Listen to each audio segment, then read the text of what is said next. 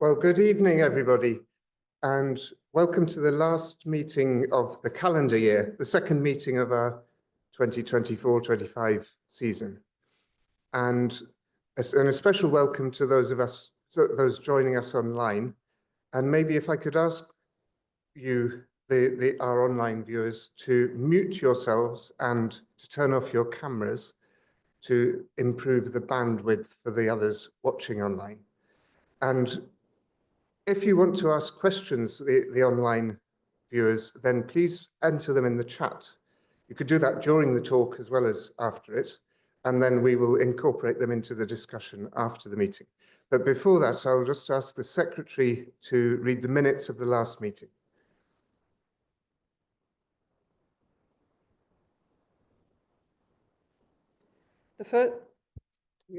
The first meeting of the 132nd season took place at the Society of Antiquaries, Burlington House, Piccadilly, London, and online via Zoom on Tuesday, the 19th of November. Dr. Nicholas Bell, President, was in the chair. After the minutes of the previous meeting had been read and signed, Dr. Bell introduced the three speakers on the Society's fourth grant recipients panel. Dr. Anna Lanfranchi delivered a paper entitled Italian Readers, American Books and the Second World War, Propaganda and Publishing History in the Archive. Dr. Anushka Lester delivered a paper entitled Cataloguing the Libraries of William and Sylvester Pettit in Skipton and Inner Temple. And Dr. Silvia Pugliese delivered a paper entitled The Paper Production in the 18th Century Venetian Republic through its use in large format prints and books. When the meeting was open to discussion, the following took part: the President, Professor Gaspar Boutros, and Dr. Christian Jensen. Dr. Bell thanked all speakers warmly for their papers. Thank you. And is it your wish that I sign this as an accurate record? Thank you.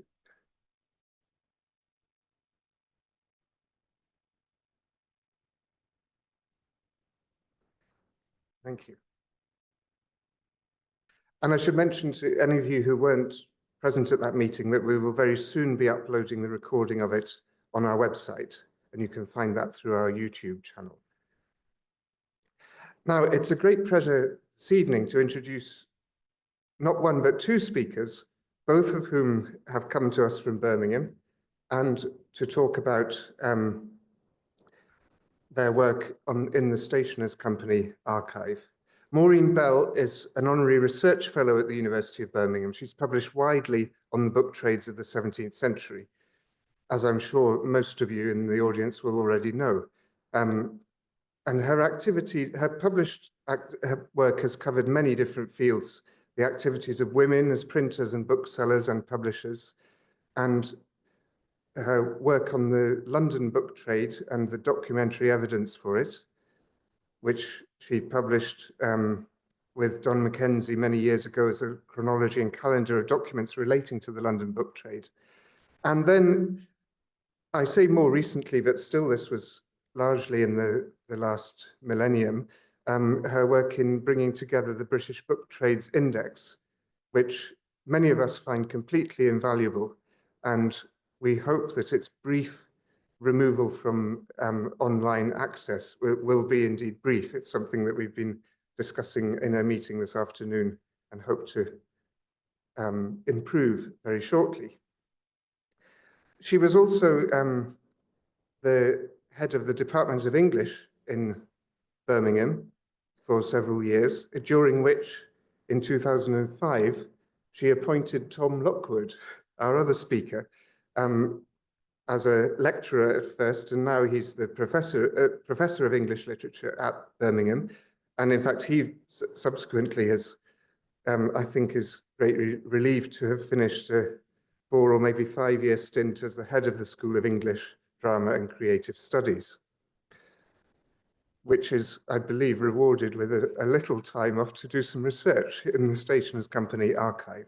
And that is what we will be hearing about. Tom has published also on many different subjects. Some of you may be familiar with his Chatterton lecture to the British Academy, published as Done by Hand, on the manuscript recensions of John Donne's verse. And he's been very helpful to this society in reviewing many books for the library over the last 20 years or so. He's published across a wide range, including into the Romantic period, but also with chapters on Ben Jonson for the Oxford History of Poetry in English and on Dryden and Congreve. And in fact, his next publication, I hope it will be out before too long, is specifically on Dryden's public punctuation in a history of punctuation in English literature, which is due out from Cambridge University Press, we hope, next year. But tonight, we're very pleased to welcome both Maureen and Tom to talk to us under the title, Ordered that the Clerke henceforward shall keep a Wast Booke. Please come and visit.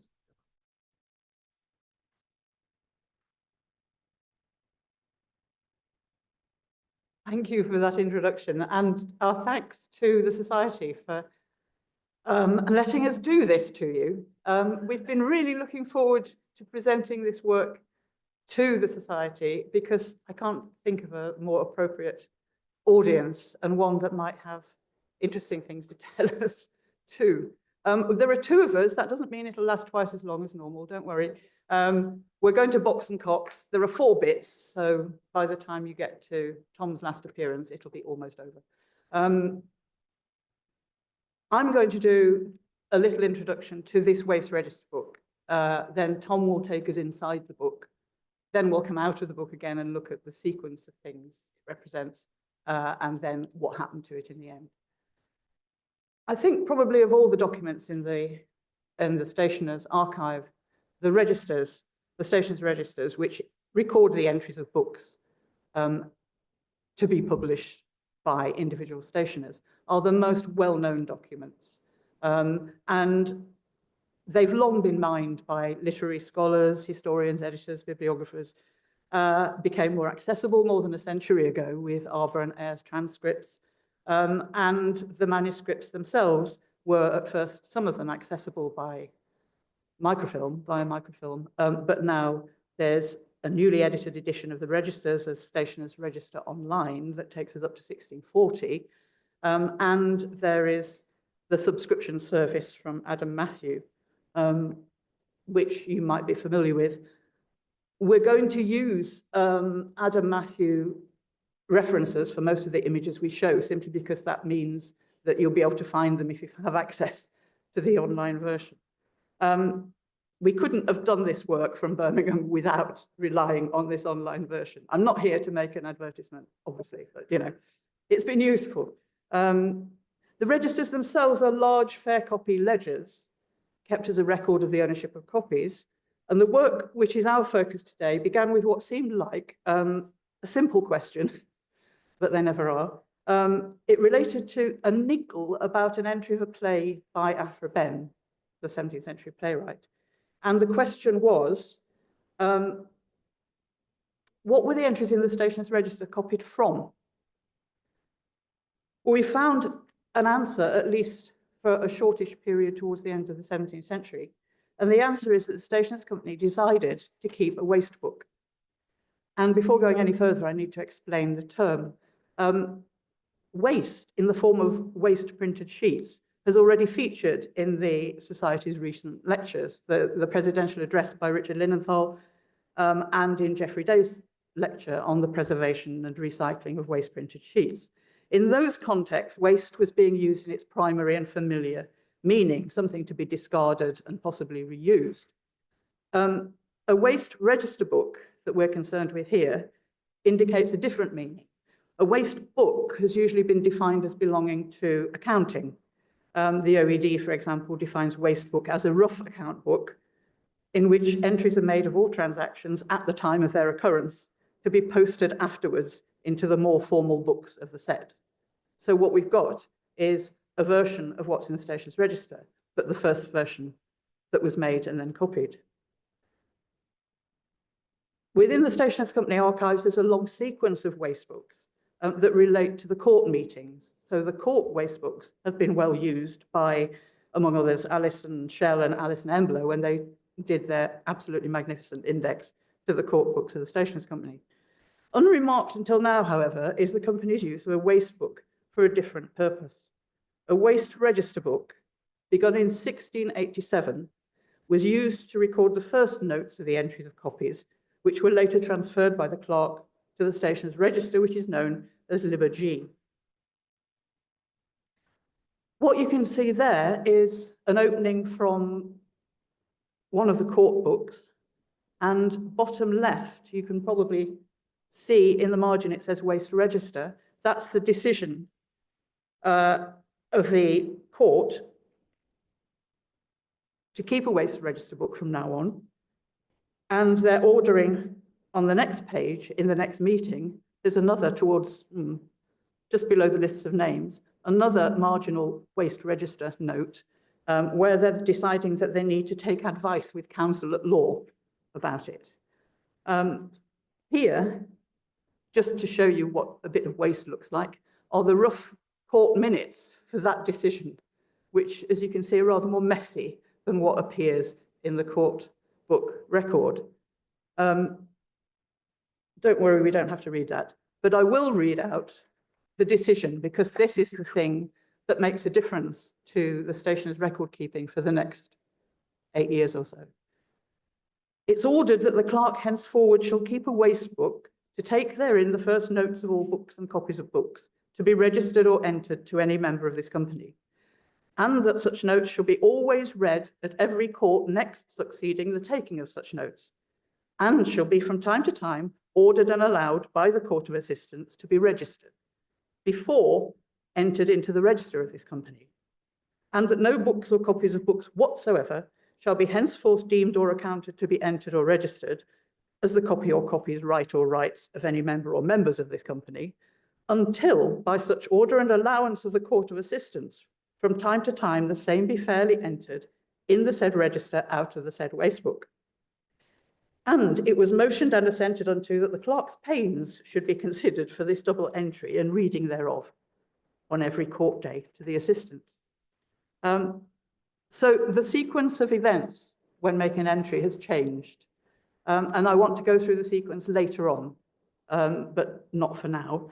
You can see that the court now has to approve what's been entered in the waste book, the waste register book, before it can be copied into Register G, Liber-G. It's nice to see the clerk, actually, who is John Garrett in this period, presumably while they were discussing this, saying, oh, excuse me, this is more work for me. Can I have double the pay because I have to write it out twice? But anyway, we'll come back to some of that in more detail later. For now, here's the book. You can see the front cover and the first opening. It's an unassuming book. It's got its title on its cover, The Wast Register Book for Entering of Coppies, begun the 7th day of April, 1687.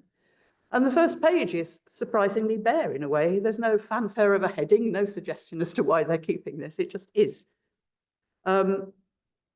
It's a small folio, but not that small. In comparison with the register books, it is small.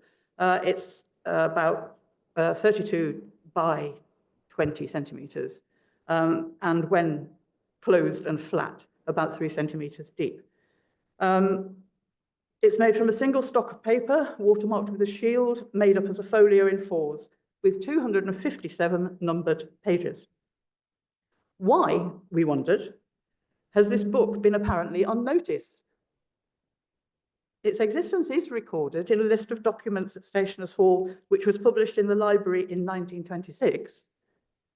And it's listed in Robin Myers's account of the Stationers' Company archive, which she published in 1990. In the intervening 60 years, it seems not to have been noticed or mentioned by anyone. Here we have to speculate. Possibly the answer lies in the way in which the archive was for so long dispersed across Stationers' Hall. It was in cupboards and drawers and in different rooms. Some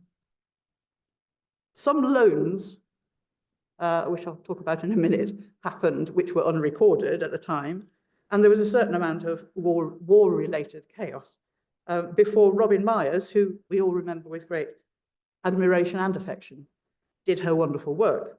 Robin, I should say, was honorary archivist of the Stationers' Company, if there's anybody who doesn't know that, and was the first woman president of the Bibliographical Society. Among Robin's horror stories about the earlier state of the archive was one summarised in her account of the history of the archive about the return of a quantity of borrowed documents in 1988. Sir Frank Francis of the British Museum, and a past president of this society, died in 1988, and after his death, his daughter discovered 3 tin trunks containing Stationers' Company documents, which she returned to Stationers' Hall. The trunks were labelled Sidney Hodgson, who was the company's first honorary archivist and who died in 1973. Hodgson had borrowed the documents in 1944. It's possible then that among the contents of the trunks, and thus well out of sight for at least 44 years, was the Wast Register book, but we don't know. Now comes the embarrassing bit. I mentioned that the book is listed in Robin's account of the archives, published in 1990. We have to confess, with some embarrassment, that it wasn't until we were well into this project that we noticed that the Wast Register book had actually been hidden in plain sight in one of the book's illustrations. Robin Meyer's book has in it a few illustrations, one of which is a selection of bindings, and there on the top shelf is the Wast Register book with a modern lettering on the spine. Its left-hand neighbour is one of the registers, but one from the 1700s. So you can see the disparity in size between the two. The inside of the book, of course, is what you and we are really interested in. So I'm going to move aside and let Tom take us inside the book.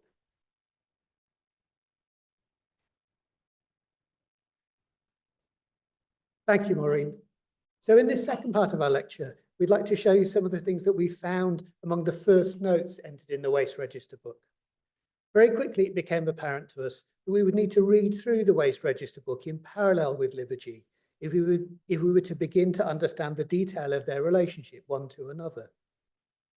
What that testing revealed in part was how intricately the new document is involved in the older documents that we knew about already. In part, that testing revealed that what we knew already was also changed by what we found in the Wast Register book. 3 early chronological examples from 1687, 1688 and 1690 will, we hope, demonstrate that claim. This run of A/B testing began, as Maureen said, with a different kind of A/B testing, that niggling entry of at least 2 texts on the page you can see here that we would now attribute to Afra Ben. The entry that we first looked at is the 3rd you can see on the left-hand side, not given in detail here. The entry of a text called The Emperor of the Moon, a Farce, attributed to an author called Mrs. Bloon. Clearly, Ben's name is multiply misspelled in the period, but something odd had been happening here. And we're delighted that just last week, the Review of English Studies accepted an article from the two of us exploring that little network of error and the kind of evidence that those errors produce. So we won't repeat that here. If we may, though, we'll talk to you about the image that you can see at the foot of the page on the left-hand side, an entry to the station of Jacob Tonson, which you can see here twice, in the first detail as it appears in the Wast Register book, and in the second detail as it appears fair copied in Liturgy. In this very early phase of the Wast Register book, a good many entries contain what we might think of as a kind of explanatory error. As you can see, the first entry from the Wast Register book to Tonson is quite hard to read out loud, contains both a deletion and a later insertion, neither of which are visible in the fair copy record from Liturgy that you can see below that. These are already quite unusual features in this book, even among its still developing scribal habits. There's a choppiness to the initial first note record, which has been smoothed in the fair copy record. The fair copy reads, entered then for his book or copy by virtue of a license under the Lord Sunderland, dated the 11th of April last, subscribed by Mr. Warden Clavell, a poem written by Mr. John Dryden, titled The Hind and Panther. Although in some ways that phrase that's deleted in the Wast Register book, the hand of, in some ways it's an entirely formulaic phrase. its deletion and then its subsequently not having been incorporated into the Liber-G record troubles the surface of the record here, troubles the syntax of the record too. This was perhaps caused by the presence of Robert Spencer, the second Earl of Sunderland, in this period in his checkered career, the Principal Secretary of State. It was from Spencer's appointment as Secretary of State that the three licenses noted in the three earlier entries on this page, Roger Lestrange, Robert Midgley, and Richard Pocock, each derived their delegated authority. So to see Spencer reversing that delegation, exercising his own authority in its own way, notable, happened very rarely, and it makes this poem and this entry the more important for that. In fact, this early entry in the early pages of the Wast Register book can direct us towards its closing pages too. That the book was acquired as a book is made clear by a second set of entries, beginning at what's numbered page 252, which run concurrently with the first copy entries with which mainly we've been concerned. This second set of concurrent entries are a set of caveats, which, although at first undated, must have been entered over the period from April 1687 through until February 1694-5. Here on the left-hand side of the slide is the second page of caveat entries, beginning on the 4th of August 1684, and within the centre of the page, an entry for 12th January 1686, which you can see as a detail to the right. Memorandum that Mr. Jacob Tonson enters this caveat that no person entered the poem called the Hind and the Panther. This is its own way a peculiar entry because it's not signed by Tonson. Our A/B testing often moved from the first signed note in the Wast Register book to an unsigned copy entry in Liber-G. Here, that interlinked connection between the books that we've been describing runs in the opposite direction. The second detail you can see is, in fact, from the caveat entries in Liber-G with the witnessing initials JT of Tonson there. Individually small, the collective effect of these entries has been to remind us of the interchanges and the mutual effects of documentary confirmation that keeping two registers had always been intended to provide for the company and its members. In part, that was at work locking together a copy entry regime, as we know from Giles Mandelbrot's work on Bentley's copyrights, a regime over which the stationers might have seemed at this time to be losing their grip. The example reminds us too, especially when we're able to connect these caveats with the warrant book copy of Sunderland's license, which is the last item on the slide, that the Wast Register book had to keep materials in order not only for the stationers, but for their obligations in relation to the state and the licensing regime. A second example shows you some other things that the stationers did in their Wast Register book. Here on the left-hand side of the image, you can see a long sequence of entries to Henry Hills made in June 1688. Oh, sorry. It's a marker of the ways in which the book trades reflected their times that many of the texts entered by Hills here in the summer of 1688 are notably Catholic, classical texts, typically with Jesuit editors and commentaries. But equally noticeable are the 4 crosses that delete entirely the last of Hill's entries, the first detail you can see here, and the marginal comment, which you might be able to make out, not to be entered in the Great Register. We'll come back to that cross connecting set of entries. What's interesting for us here is that the stationers on this occasion seem not to have followed their own requirements, because the last detail on the slide is the Great Register, the Liber-G entry, precisely for this text. A third example, and the last in this section, shows you another kind of detail from these first notes. This example is not so much about transcription and mistranscription, as our first one was, or about deletion, as was our second, but perhaps here about addition. This, in fact, is another Tonson-related entry, though in ways that are not immediately apparent. Since in the pages of the Wast Register book, it may seem to be only another entry to Francis Saunders, a professional, in fact, whose presence in the Wast Register book strongly suggests his career is ready for revaluation. This is an entry, as you can see in the detail, from the 19th of November 1690. And it's an entry for the poems on several occasions by the Right Honourable the Earl of Rochester, licensed by James Fraser. Following the entry is a list of the titles of 21 poems, more or less precisely identified, and closing apparently with a catch-all addition, the last line in the manuscript, with several other poems and letters not yet printed. Now, the fair copy of this entry in Liturgy has been known about at least since 1950, when James Thorpe, editing a facsimile of Rochester's poems of 1680, mentioned but didn't really attend to it. It's striking, certainly knowing what we know, in part thanks to a piece by Nick Fisher in the library, perhaps 10 years ago now, casting some further light on the surreptitious printing of Rochester's poems in 1680. Very striking to think that a mere 10 years later, these texts were not only being republished, but republished with a license.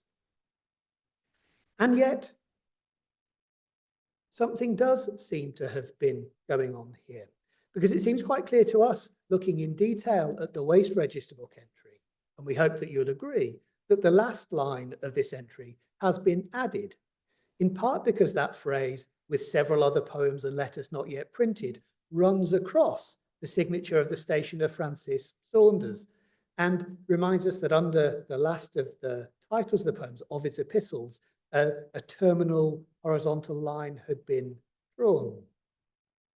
It looks to us, and having seen the original document in Stationers Hall, we're persuaded that it's in certainly a darker ink. For a while, we wondered if it was in a different hand. The P graph on poems in the bottom line is very different from the other P's that we've identified in the main entry here. Though, by contrast, the initial capital L here in love is very similar in the addition and in the main text. This addition is a very rare occurrence in these first notes, and interesting, we think, for those reasons alone. Great care is taken to preserve the integrity of the entries, especially at the level of the page, where a number of times we see partial entries deleted when it became clear to the clerk that there wouldn't be enough space at the bottom of the page to complete the entry. Those entries are deleted and then written out in full at the top of a new page. It's not quite clear when this entry was made, this addition was made, but it would be fascinating to be able to place it against the business of the Stationers' Court, recorded on the 1st of December 1690, when it was agreed that Tonson should be summoned regarding Francis Saunders' complaint that he, Tonson, had printed Rochester's poems. Tonson was summoned. The court records don't show that he attended. And the edition of Rochester that we know from this period is Tonson's edition from 1691. No text with Francis Saunders' name seems to survive from this period. These examples, we hope, have given you a sense of the kind of threads that one can pull through the Wast Book in connecting and comparing A/B testing the Wast Register book entries with Liturgy. So in the third section of the lecture, Maureen's going to follow some of those threads out of the Stationers' records and into some of the books that they produced.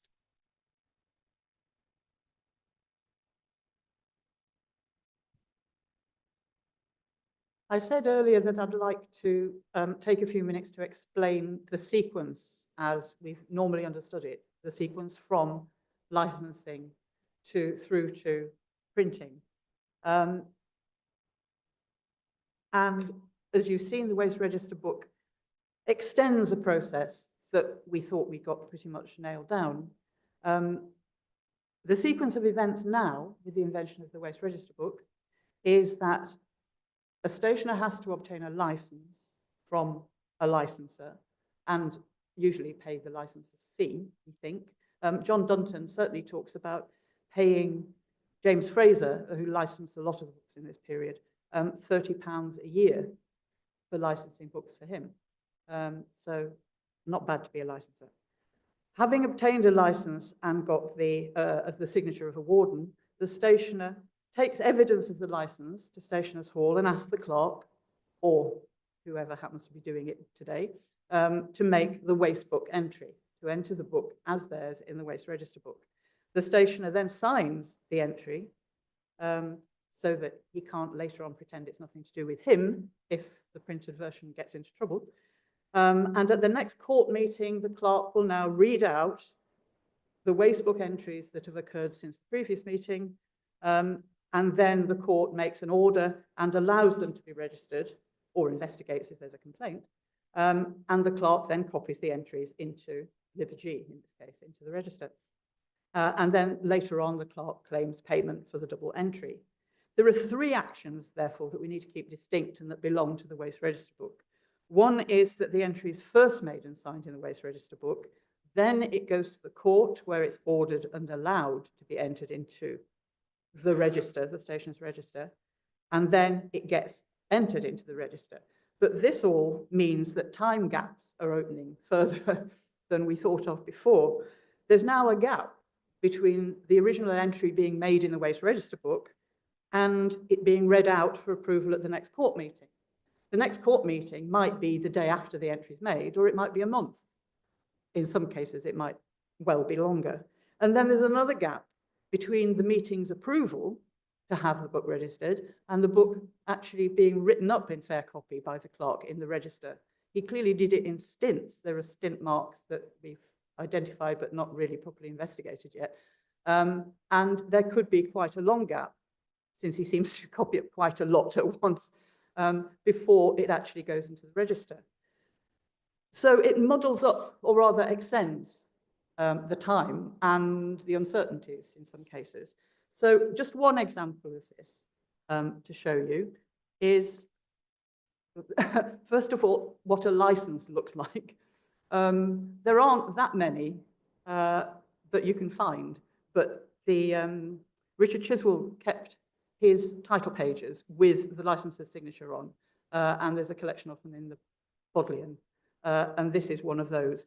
I'm going to follow the process through from license through the waste book into the register and out into print.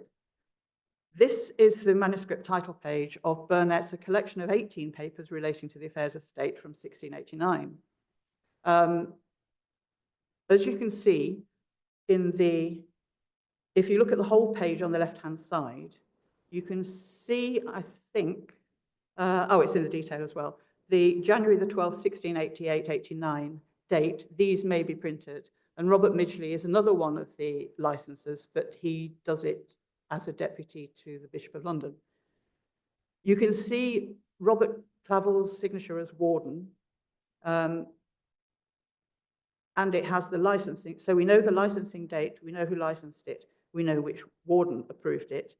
But unusually, there's a note from Burnet himself saying, there have been so many papers given out for mine which are not, that in order to the preventing of mistakes of that kind, I have given directions for the publishing of this collection of mine, containing none but those that were writ by me in single sheets and are now put together by my order. So presumably what was taken to the licensor was a manuscript title page and a copy of each of the singletons that is being reprinted.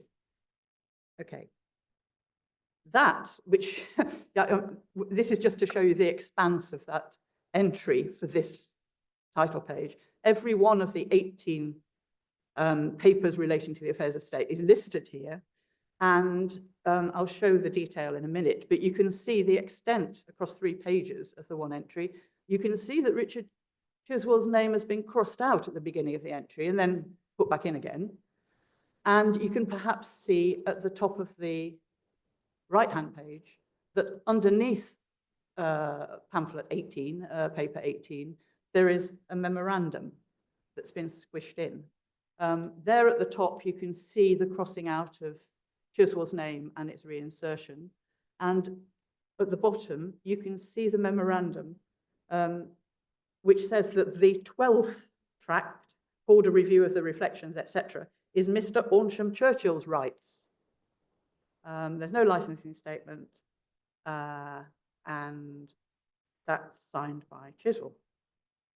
If we move on to the station's register, when it gets copied up, it all looks fine and dandy. The memorandum is incorporated, absorbed into the normal Clerk's hand. It's not noticeable that it's an addition. And we lose some information. For instance, there's no signature there because that's already in the Wast Register book. As to Aunsham Churchill, who doesn't appear in any connection with the 12th tract, as far as I can find, we're having a guess here, but on the left-hand side is the 3rd page of that entry with the memorandum squished in at the top. If you look to the bottom of the page, there's another entry being made at the bottom by John Starkey, but with Aunsham Churchill. So we can at least speculate that perhaps when making that entry, either Aunsham Churchill or John Starkey thought, hang on a minute, looking at the top of the page, one of these is mine, and therefore made the clerk put in the amendment. That's the Aunsham Churchill, John Starkey, and signed by Aunsham Churchill entry. But anyway, following through with Burnet's collection of 18 papers, here it is in print, and there are several interesting features. One is that that note by Burnet gets printed word for word. The collection of 18 papers relating to the affairs of church and state, the title page is as the manuscript title page. And interestingly, 17 whereof were written in Holland and first printed there. And the odd one is, of course, the 12th one, which had been printed in England. There's no date of licensing there, but there is a licensing statement. But as you can see, we've lost information with the move from the Wast Booke to the register proper. The number 12 review of the reflections is actually about the Prince of Orange's declaration. So it was written and printed in England shortly after William landed. So that explains that. There is one little coda to this I would like to show you. At the very end of this collection of 18 papers, there's a little advertisement. The left-hand side is the last page where you see an advertisement for books lately published by Dr. Burnet and printed for John Starkey and Richard Chiswell. And the last one of those, which you can see in the top detail, the last one is a letter concerning a century of Mr. Legrand's history of King Henry VIII's divorce, which reminds us that when Tom showed us a crossed out entry a few minutes ago, that was the history of the divorce of Henry VIII. And we've now got what is unlikely to be the same text, I think, but the interest in Henry VIII, both from the Catholic side with Hills and from the C of E side with Burnet. It reminds us of what was happening in 1688. It was a very exciting time, not if you were Hills. In June, when Hills made that entry that got crossed out, he was a well-known Catholic convert, a supporter of James II, and at the height of his power as master of the Stationers' Company, and about to be re-elected unanimously, because who could deny him, 2 days after he made the entry. But his position changed in a matter of months, and by December, he, like James II, was fleeing abroad. And Henry Hills's printing house, according to the English Current, was attacked by a mob who spoilt his forms, letters, etc., and burnt 200 or 300 reams of paper, printed and unprinted. So by December, it had all fallen apart for Hills as well as James II. But the opposite was true for Burnet. As Hills sank, as it were, Burnet in June had been abroad, where he'd been for a year or two. By the end of the year, he'd arrived with William as William's chaplain, the Prince of Orange's chaplain, and was now, as you've seen, collecting the papers he'd written when abroad and putting them together in a collection to be published by Starkey. It also reminds us, well, it reminds me to tell you that we've focused very much on 87, 88, 89 as the beginning of the Wast Booke.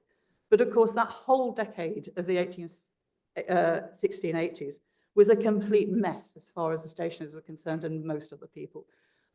It's the 1680s, a change of monarchs. James's purging endlessly of livery companies meant that, and the taking away by quo warranto of the charters, so they had to renew charters.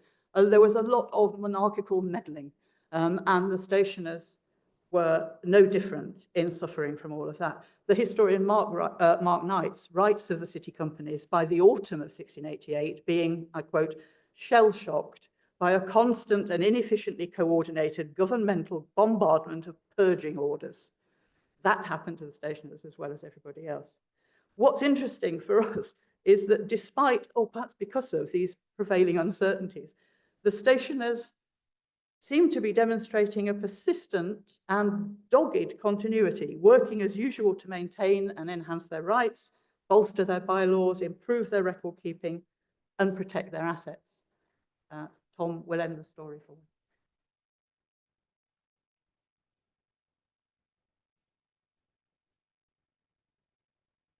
Well, what happened next? We asked ourselves, and we hope you might be asking yourselves too. Well, partly what happened is that having filled up the first Wast Register book, the stationers began a second Wast Register book.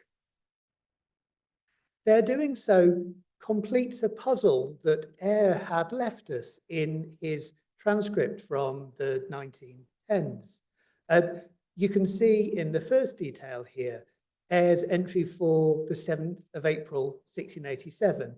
The text that he's transcribing here is the document that we know today as Liber G. And reasonably enough, Eyre records a note. From this point, the entries cease to be either signed or witnessed. And we know now that that is the case because that's precisely the point at which the signing happens in the Wast Register book, the newly recovered document. At the close of the period that we've been discussing here, when at page 251 of the Wast Register book, the first set of copy entries ran into that set of caveat entries that had been begun at the same time back in April 1687. When that document became completed, the stations began a second Wast Register book with an effect that Eyre accurately describes, but we would argue today doesn't fully understand. The second book that they began is a book that Eyre describes called Entries of Coppies 1695 to 1708. I'll show it you in a minute. It's not quite called that. But Eyre noted there the first 12 entries in this volume from the 30th of November 1695 to the 12th of February 1695-6 are, as he said, repetitions of the last 12 entries in the preceding volume, with the addition that some of the entries are signed by the stationer making them. Well, not quite repetitions, we'd suggest. Here, its size, its binding, what once was the text inscribed on its front cover, is what we call a combination register book, what was for Eyre that entry of Coppies manuscript. And you can see here, I hope, something of the similarity, not in the makeup of the book, but in the use of the page here, because here on the right-hand side of the image is the first page of this combination, second register book, again begun without fanfare, not needing to explain or to locate itself, but simply we would suggest carrying on the continuation of a process that now was habituated with the stationers.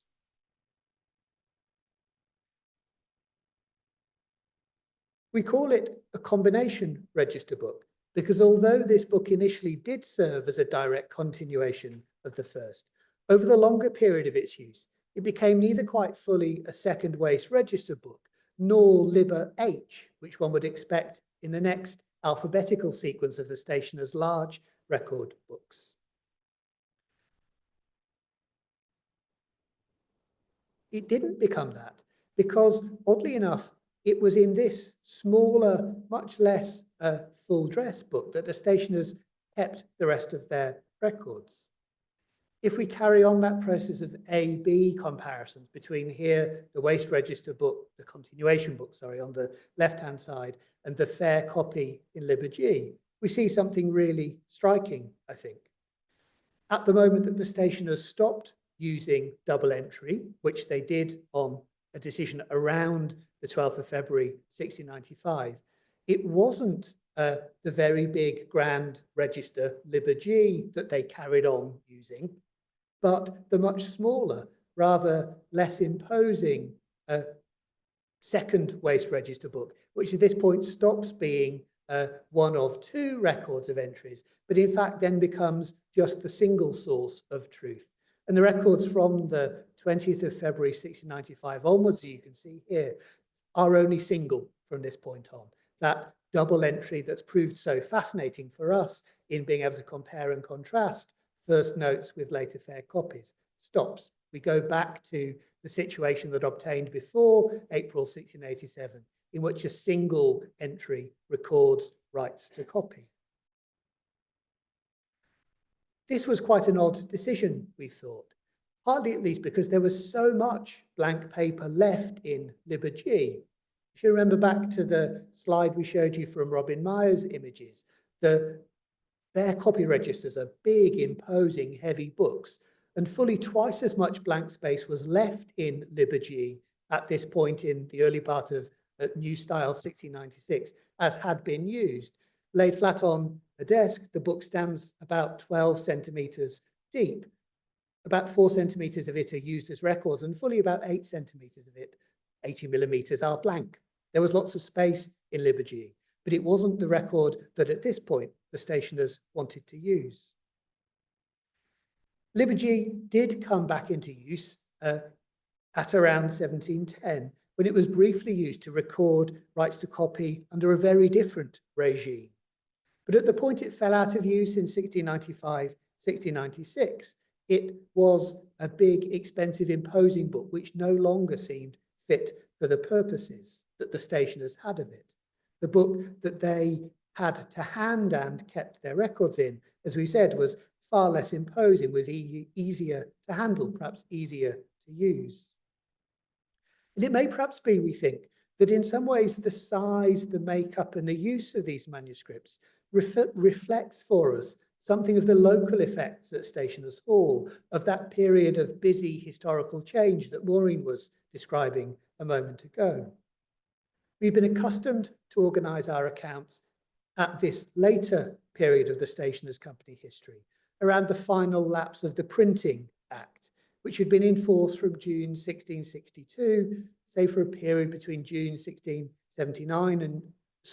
1679, June 1685, during which it lapsed. Raymond Asbury and Michael Treadwell's classic accounts of the lapse of the Act on the 3rd of May 1695 emphasise its consequences for the Stationers' Company and provide a vital context for the documentary decisions and the surviving archive we've been exploring today. Michael Treadwell's account in the History of the Book volume that Maureen assisted with the editing of delightfully plays two words against one another. In consequence, two words on the page, which can oddly sound like inconsequence, meaninglessness when said out loud. In consequence of when the Act finally lapsed, Treadwell writes, leading members of the trade were not particularly disturbed. Other disturbances, as Maureen said, through the 1680s were far more consequential, that persistent set of monarchical attentions to this and the other livery companies. So in our lecture, we've tried to emphasise and to share with you some of the local disturbances in the historical record that the Wast Register book allows us now to identify and to explore. What the Wast Register book may also show us is that at its scale came to represent business as usual for the stationers through the 1680s, the 1690s, and into the new century. Even as the new entry regime required more and more of the company and its members, so it's hard not to observe that less and less is being entered in either the Wast Register book or its fair copy equivalent.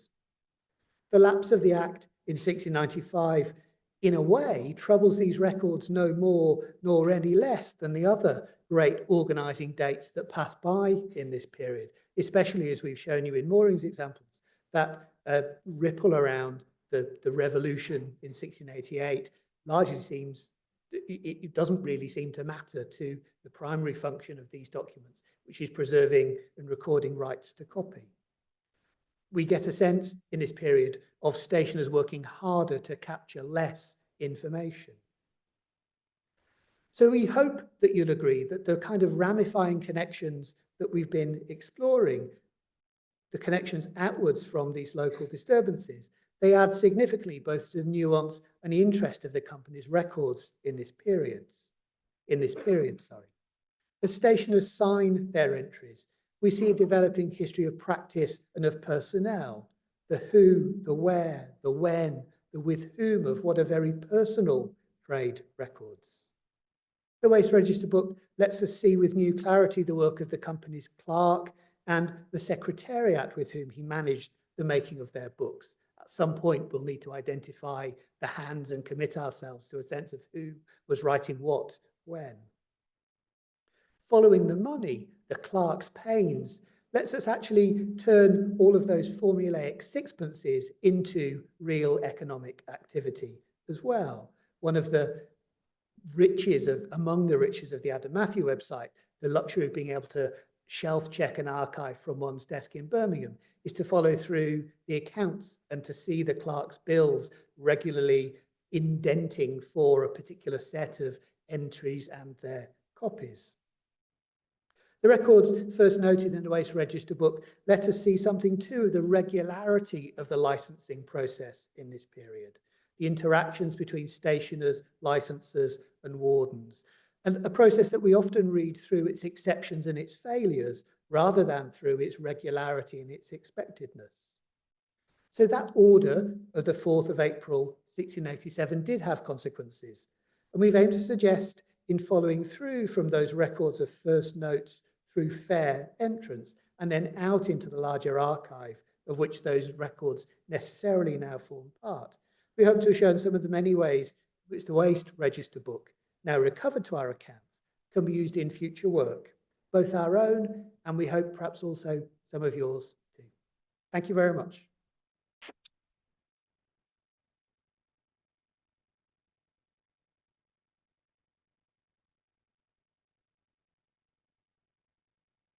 Thank you very much, Tom, and thank you, Maureen. Perhaps you could both come up to the front because we have some time for questions and I'm sure there will be many. Maybe we could start with any in the room. Yes, Giles.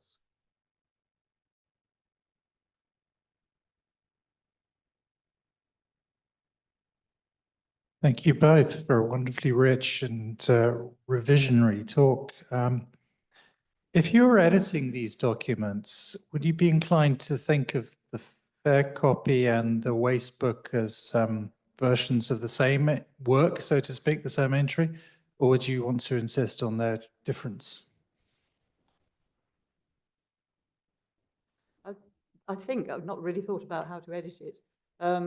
You could do one of two things. You could either do what the Allisons did with the index to the court books, which is to compare them, but decide that all those accidental, minor, insubstantial changes you won't record. But then you have to make decisions about what you think is important enough to signal. It would be a heck of a job to edit them side by side as, yeah. You could do a variorum edition. But the thing is that you can't always tell until you start investigating. I mean, we've been through, you know, quite a lot of examples and just, you know, picked a few we liked really. But it's not really till you start tugging at quite a minor difference that it turns out to mean something. So I think, to be fair to future generations, the job should be done properly. We said we wouldn't speak for twice so long, but we might give you two answers to each question at times. The other question that Maureen and I have been talking about, and we talked about it with you too, Giles, is the question of what advice the stations would have got back from counsel at law on what constituted the legal record here and what is the entry. In earlier periods when there's a single record, it seems quite clear which one has legal force as constituting property. But in the absence, we've not found various of John Lilly's bills do survive, but we haven't found the one that would relate to any advice given on this particular question. So it would be fascinating to know from a historian of legal property in the 1680s and 90s, which of the two records that the stationers had created actually constituted testable evidence of ownership. Partly at least because we can't quite see, at least in the minutes of the court books, Maureen knows these far better than I do, that they did ever do the reading out, or at least record the reading out of these first note entries that they had decided themselves would be part of the requirement. So that there's a sort of ontological question about the legality of the records as well, which at least I'm not capable of answering. I think they've also kind of muddled the thing, because the signatures, which they were very anxious about and produced a bylaw about in 1683, the signatures have gone into the Wast Book, but that court book record that's obviously been gone over by the legal people because of all those copies or copies, copy or copies, member or members, you know, all of that. But they say that it's not properly registered until it's in Libre, the register. So they've actually sort of split the power of the entry between the two books. And why their legal eagle didn't pick up on that, I really don't know. Thank you very much. Really interesting, and drawing attention to something which I completely missed when I was looking at the entry books a long time ago now. I suppose that idea that the court has to rubber stamp things before it's formalized does smack very much of a precaution. And I wondered if you could speculate what you thought it was a precaution against.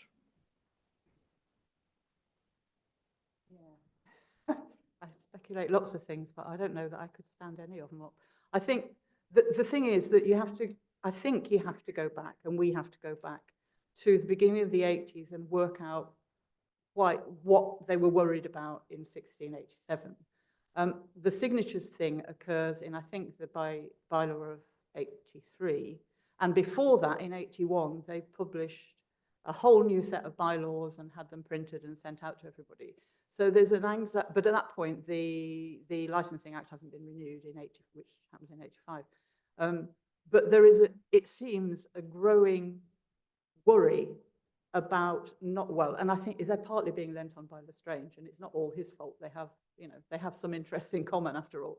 But there is a problem about nailing what whoever happens to be the king thinks is seditious at any moment in time. And that changed, of course, as well across the 80s. So that bylaw in 83 is odd because it's not a set of bylaws, it's just one about the nature of entries. So that's already been happening in 83. By the time we get to 87, and the monarch has changed, the quo warranto has happened, the purges of the liveries and so on. They're obviously anxious about their rights, and they're anxious about how to record their rights. But whether this was a good solution, I don't know. And we've not found an example of it being challenged yet. Sorry, I'm drifting off the point.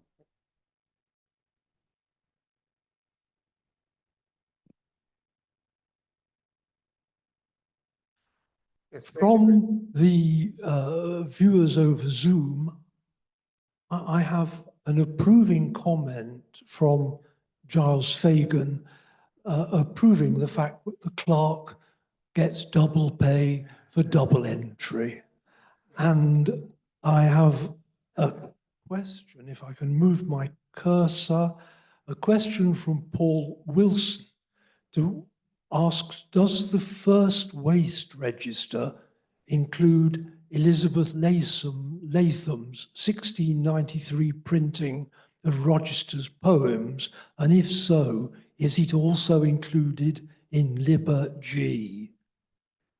So the answer is no, it doesn't. And this has been a terrific project for generating side quests. And one of the projects that we've been working on alongside this is following the later textual lives of Rochester through this period.